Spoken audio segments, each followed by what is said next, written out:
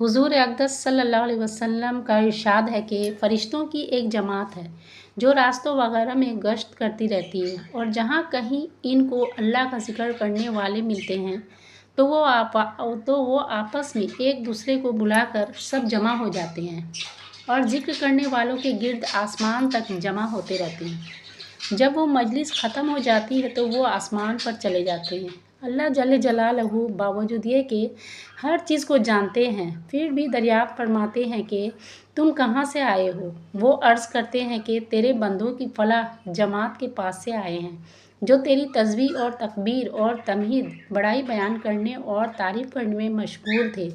इरशाद होता है कि क्या इन लोगों ने मुझे देखा है? अर्ज़ करते हैं, या अल्लाह देखा तो नहीं।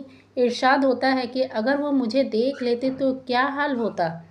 अर्ज़ करते हैं कि और भी ज़्यादा इबादत में मशगूल होते और इससे भी ज़्यादा तेरी तारीफ़ और तस्बीह में मुनहमक होते। इरशाद होता है कि वो क्या चाहते हैं? अर्ज़ करते हैं कि वो जन्नत चाहते हैं। इरशाद होता है, क्या उन्होंने जन्नत को देखा है? अर्ज़ करते हैं कि देखा तो नहीं। इरशाद होता है, अगर देख लेते तो क्या होता? अर्ज़ करते हैं कि इससे भी ज़्यादा शौक़ और तमन्ना और इसकी तलब में लग जाते। फिर इरशाद होता है कि किस चीज़ से पनाह मांग रहे थे? अर्ज़ करते हैं कि जहन्नुम से पनाह मांग रहे थे। इरशाद होता है, क्या उन्होंने जहन्नुम को देखा है? अर्ज़ करते हैं कि देखा तो है नहीं। इरशाद होता है, अगर देखते तो क्या होता? अर्ज़ करते हैं, और भी ज़्यादा इससे भागते और बचने की कोशिश करते। इरशाद होता है, अच्छा तुम गवाह रहो कि मैंने इस मजलिस वालों को सबको बख्श दिया। एक फ़रिश्ता अर्ज़ करता है, या अल्लाह फ़लाँ शख्स इस मस्जिद में इत्तिफ़ाक़न अपनी किसी ज़रूरत से आया था, वो इस मजलिस का शरीक नहीं था। इरशाद होता है कि ये जमात ऐसी मुबारक है कि इसके पास बैठने वाला भी महरूम नहीं होता, लिहाजा उसको भी बख्श दिया जाता है।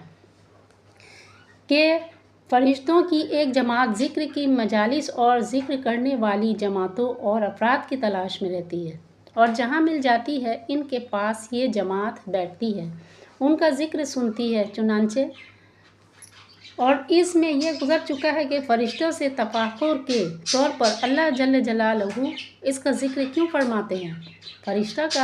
फ़रिश्ते का ये अर्ज़ करना कि एक शख्स मजलिस में ऐसा भी था कि जो अपनी ज़रूरत से आया था, वाक़े का इज़हार है कि इस वक्त ये हज़रात बमंज़िला गवाहों के हैं और इन लोगों की इबादत और ज़िक्र अल्लाह में मशगूली की गवाही दे रहे हैं। इसी वजह से इसके इज़हार की ज़रूरत पेश आई कि मुबादा एतराज़ हो जाए, लेकिन ये अल्लाह का लुत्फ़ है कि ज़िक्रैन की बरकत से इनके पास अपनी ज़रूरत से बैठने वाले को भी महरूम ना फरमाया।